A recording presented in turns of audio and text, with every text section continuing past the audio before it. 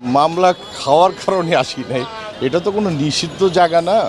আর আদালত তো খুব একটা ভালো জায়গা, পজিটিভলি যদি নেই এবং কেউ কেউ নেগেটিভলি নেয়। আর আমি মামলা খাওয়ার কারণে আসি নাই, আমি অবশ্য মামলা করেছি। আপনারা জানেন যে ভালো করে যে মূলত আমার ছেলের মামলাকৃত একটা টাকার ইস্যু ছিল, চেকের মামলা, এবং সেটা দীর্ঘদিন যাবৎ চলছিল। আর ও বিদেশে আমেরিকা আর দুবাইতে থাকার কারণে সেই দায়িত্বটা আমাকেই করতে হয়েছে আমার ছেলের জন্য। মূলত ওই কারণেই প্রায় কোর্টে আসা, নীরবে আসি, নীরবেই চলে যাই, কারণ নীরব থাকতে পছন্দ করি।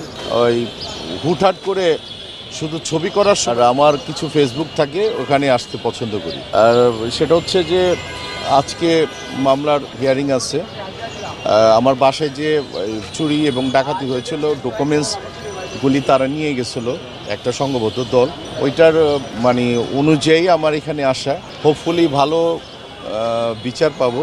আর মূলত হয়তো বা অনেকেই ভাবে যে কোর্টে আসা মানি হাই হাই কি একটা বিষয়। আমি ভীষণভাবে পজিটিভ থাকতে পছন্দ করি এবং পজিটিভ বাংলাদেশটাকেও দেখতে পছন্দ করি। আর আমাদের সামনে যারা আছে এটাও খুব পজিটিভলি আমি নেই, এবং আমার মনে হয় যারা আমাকে দেখছেন তারাও আমাকে সবসময় পজিটিভলি নেবেন।